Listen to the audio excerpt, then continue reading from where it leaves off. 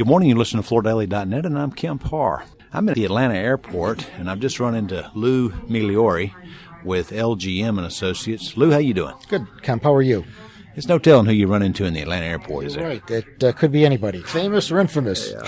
So we're going to the same place. We're headed to the StarNet meeting. I know one of the things we're interested to listen to is an update on concrete moisture, and in your role being the forensic guy in the flooring business, I know that's something you deal with a lot, isn't it? Yes, it is, all the time. Why does this not go away? It's not going to go away because moisture is a component of concrete that you're not going to get rid of. So people just have to understand that they've got to deal with it. It's changed tremendously over the last several years. It's become more of an issue because we've changed the flooring materials and everybody wants to go 1,000 miles an hour to get buildings finished. And they think that words change the laws of physics, and that's not true. So you still have moisture. It's still got to go someplace. Concrete's got to cure. We're using different types of concrete, lightweight concrete, which is much more hydrated. You still have people doing stupid things that think that they can get away with them, and consequently we have failures.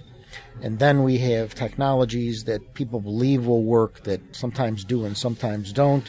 So we've got a lot of things that people are trying to do to speed things along. That's one of the biggest problems that there is. You can't put a building on a concrete slab that's 20 days old and expect never to have a problem. Once it's enclosed, they don't want to have the HVAC system operating.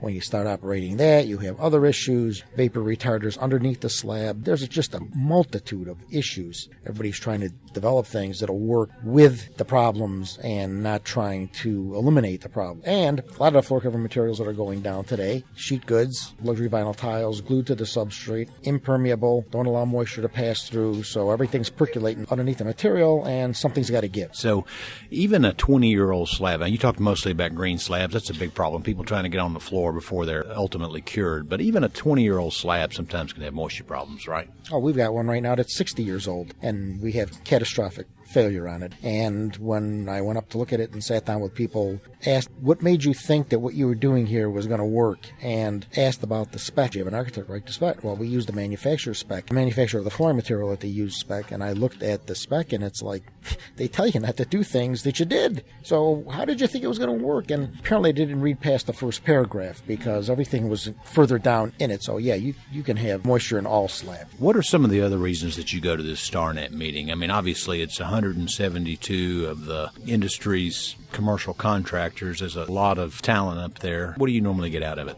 A lot of these guys are friends of mine that I've known for years, even before StarNet, and we do a lot of business together. We're doing things for a StarNet member 4 or 5 all the time, for one way or another. Or they'll refer a lot of things to us, or they'll come to us and say, look, we've got an issue, we've got a question, we need an answer to, or we need some testing done, or whatever the case may be. This is an opportunity to be with who I consider one of the premier commercial flooring contractors group in the world, and our businesses are interrelated because they're putting the flooring down and we're helping them in many cases in selecting it, or they're one of our go-to groups that we will, in a particular geographic location, call in the 2 cases. Well, PDX, for example, that was my project. Well, Rubenstein's, I lobbied for them to get that project, and they did. PDX was an installation project, large, that I wanted StarNet guys involved in. Let's go to that for just a minute. That's that 20-year-old woven carpet that they pulled up. You worked closely with J&J, who built this tufted carpet that they're putting down,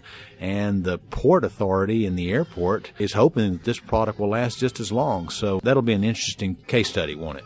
Yeah, and I think it will. Actually, I'm much more involved than has been set up to this point. We're going next week. I'm going for the final meeting. The project's completed. We will talk in the near future about that and spend some time on that, you and I, and I'll be writing quite a bit about it. But I was involved right from the very inception. Actually, it's 2 architectural firms that came to me to be the consultant on that project, and Henneberry Eddy won out. The carpet that was constructed, I actually helped them put that together. We got to a point where they said, we don't think this is going to work. I said, just trust me, just keep doing this. I know it'll work. And that carpet should last 20 years. You could shoot bullets at that stuff almost. All right. I look forward to hearing more about it because I think part of what makes it bulletproof is the backing system, so we can talk about that when you're ready.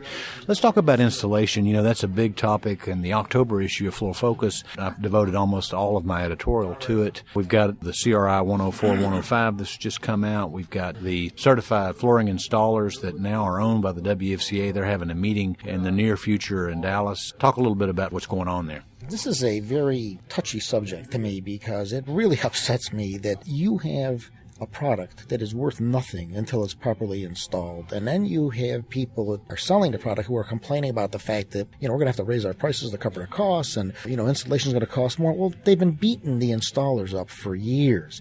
And it's about time things came around to the point that we need to have people who are compensated fairly for the work that they're doing. There is fewer people doing it. The dealers are going to have to step up to the plate and take this bull by the horns and realize that installation, without it, nothing happens. We talked about startup before. Here's a group of guys, a lot of them use union installers who are trained, certified, make good money, and they'll do anything that they have to do to get the job done. You need to have that same mindset with the retail dealers as well. One of the other things that frustrates me is the ceramic tile industry. You've got to be a certified installer to install that, and their guidelines are tougher than anybody else's, and nobody else in the industry seems to be able to comprehend that we need to adapt that same mindset for every other flooring material. The same dealer is using these guys, paying them more, yet he can't pay people who are installing carpet and hard surface flooring. It's ludicrous, absolutely ludicrous. The problem with the industry is they don't know who they are. In the book Tasks, Responsibilities, and Practices by Peter F. Drucker, he says you have to know what business you're in and who your customer is, and we don't know who that is. So we've got an industry, they're in the business of style and fashion, and their customers are women, and we've got Neanderthal men running it. Nobody has a clue as to, they think that their customers are men, and they're not. You're selling style, fashion, you need to take cues from the style and fashion industry. The people who are the most successful are the people who understand it. If you start talking about residential installation, there are multiple things going on. First, as we've talked about, there's a lack of talent that wants to get in the business because they don't think it's going to be a profitable career. Again, it's business. You have to realize that unless you get this material installed and installed properly, you're going to have problems and you're not going to sell anything.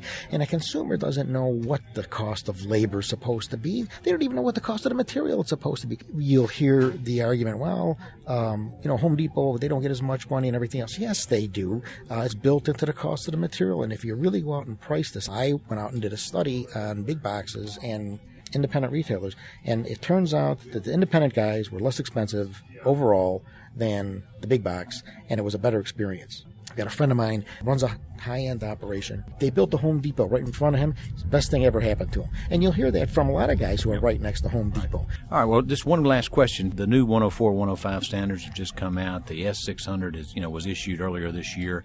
Weigh in on what advice you're giving installers around the standards to pay closest attention to. 104, 105, they are the industry standards. I was influential in putting the people together to run the committees. I've seen the new document. I'm actually writing something about it right now. I think it's excellent, and it's better than it's ever been. And it is the industry's document for installation, 105 for residential, 104 for commercial. And I don't know whether you've seen it in its entirety and read it, but it's really good. It's the best it's ever been. It's concise and to the point. Absolutely, and it's got highlights and red, and it's going to be interactive, and there's going to be a lot more going on with it. And then all of the manufacturers, execs have endorsed it. Some of the CEOs of the industry said that we're going to tie our warranties to installation. Well, we need to do that, and this is a document that will allow that to be done. So we got to stop talking about it and start doing something about it. All right, Lew, it's great to see you. Look forward to spending more time with you at the StarNet meeting. Again, been talking to Lew Migliore, who is the principal at LGM and Associates, and you've been listening to Kemp Harr and FloorDaily.net.